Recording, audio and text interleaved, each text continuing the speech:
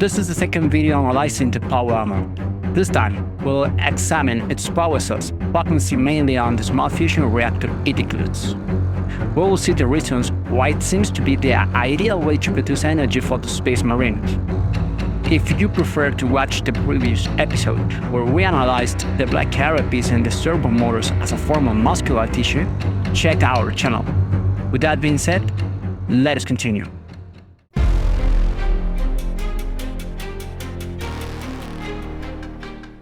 One of the most valuable infrastructures in any human society, from the individual to the most complex social networks, is energy. It is often overlooked because it cannot be seen directly.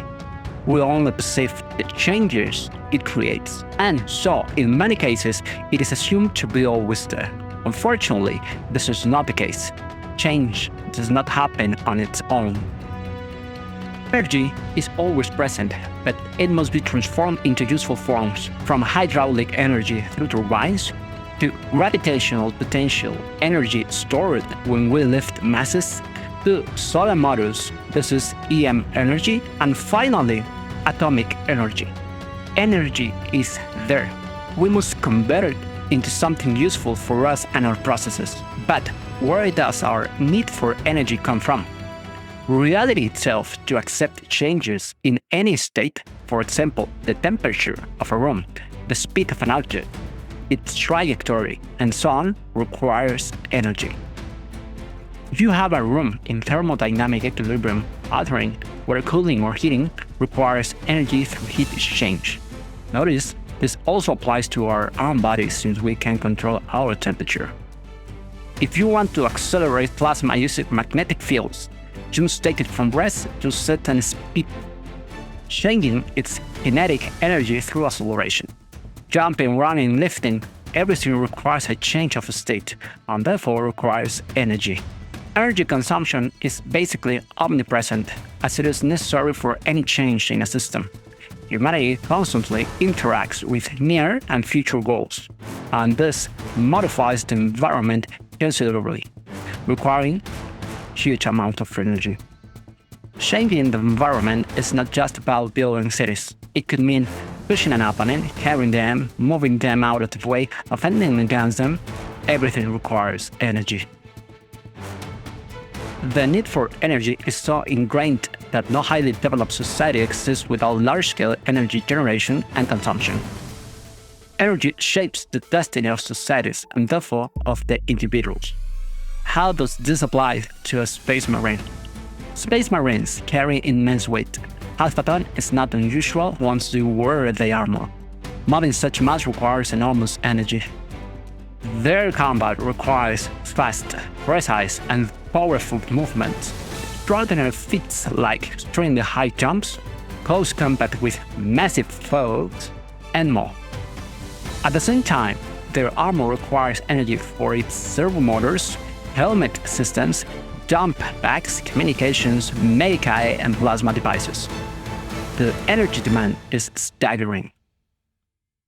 Space Marines can stay active for long periods, running for hours, holding positions for days, so energy consumption is sustained over time. Even more, their rest periods are extremely short compared to humans. A single hour of sleep is often enough to restore them to full strength. This again increases energy demand.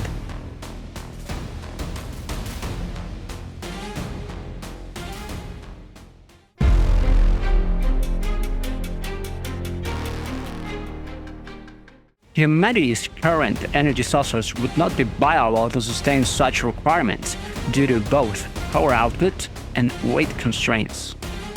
Every kilogram added makes a Space Marine slower. This is the same issue faced by spacecraft. More fuel increases chances of reaching orbit, but also adds mass, reducing success rates. Fuel weight cancels itself out. Thus, we must seek materials with the highest possible energy divided by kilogram ratio. Energy sources should be available anywhere in the Imperium.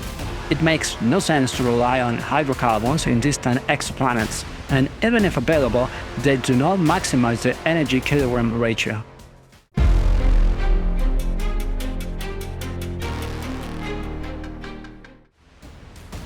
Is there a way to resolve this? In Warhammer 40k, the source is a fusion reactor included in the Marine's backpack, producing all the energy required, even for plasma devices. How does this solve the two main points we just point out? First, abundance. Hydrogen is the most abundant element in the universe. Around 74% of all ionic matter is actually hydrogen. Second, low mass. Hydrogen is the lightest element in the periodic table, resulting in weight fallen. And third, energy yield. In fusion, two hydrogen atoms combined, but the resulting mass is slightly less than the sum of the two original atoms. The missing mass is released as energy. This is the very energy we seek. For instance, fusing just two atoms yields about 17.6 megaelectron volt. This is hardly 7.83 times 10 to the negative 19. Just to grasp the feeling of these numbers, to power a household in the US, this is around 1,000 kilowatt-hour each month, you would only need 2.24 times 10 to the 22 atoms. This is actually less than 1 gram of hydrogen. Therefore, 1 kilogram of hydrogen could yield about 1 million kilowatt-hour, enough to power a typical household for 83 years. That's a lifetime of energy in 1 kilogram of mass, both lightweight and universally abundant. In Warhammer 40k, fusion reactors are not just functional, they're small enough to fit in a backpack, portable and battlefield ready, able to withstand harsh movement and shocks. Apparently, humanity can achieve fusion, but at a loss. We use more energy to initiate and sustain fusion that we gain from doing that process. This is because achieving the extreme temperatures and pressures required is energy intensive. The two main challenges are confinement, long enough to sustain plasma, and temperature. Achieving ignition with fusion generates more energy than the input is needed to actually start the process. There are, as today, two ways to achieve fusion: by magnetic confinement and inertial confinement. The latter seems more portable. So let's try to describe inertial confinement. Inertial confinement achieves fusion by heating pellets of fuel with lasers or particle beams until the outer layers explode, compressing the core to ignition. This triggers a chain reaction, like lighting a candle. Once lit, it burns on its own. This method seems able to work in motion, suitable for a backpack reactor, whereas magnetic confinement requires large fields and is impractical for space marines. The ignition time is extremely short. A brief pause in combat could allow enough time to achieve ignition in mechanical rest. However, the lasers or beams required must carry immense energy themselves, raising doubts about miniaturization.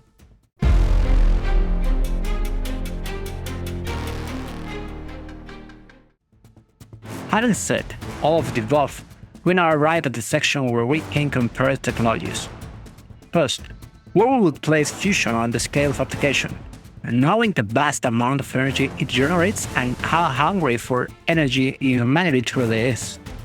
Energy shapes societies and is considered by nations as both a strategic and security resource.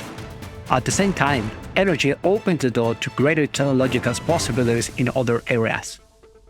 Humanity knows this, and for this reason has for a long time been allocating billions in budget for this kind of development. Even private companies are now actively participating in it. Alongside this, energy development often leads societies toward greater human development. For all these reasons, we give fusion, whether in a backpack or in a large reactor, a 10 out of 10 on the application scale. It is very likely that humanity will enter a new golden age if we discover how to achieve fusion, where the implications will not only be having access to such energy, but also all the necessary sub-developments needed to actually achieve it. where we will place fusion on the technological scale.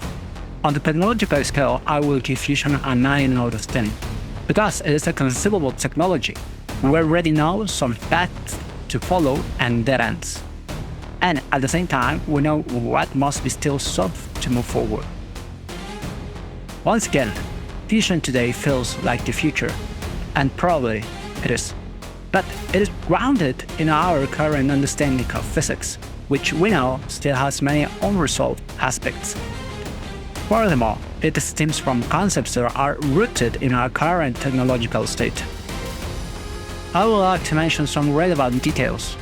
How could we achieve ignition with only a small amount of energy? I have no idea at all. However, it is likely that this is where theoretical physics will focus its efforts. Another important detail is the energy storage system that is needed in order to store the energy which is not being used, and the energy needed to start ignition.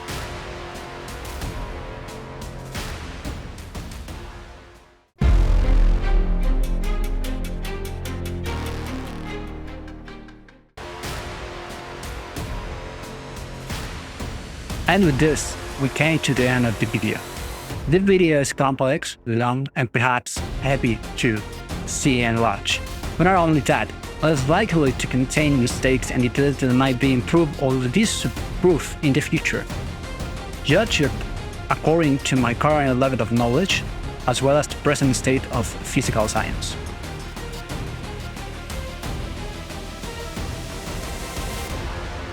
This is another video from Reina de Reyes. I invite you to subscribe and check out our similar content, and don't forget to leave ideas about which fictional technologies, whether from Warhammer or not, you'd like us to review. See you later.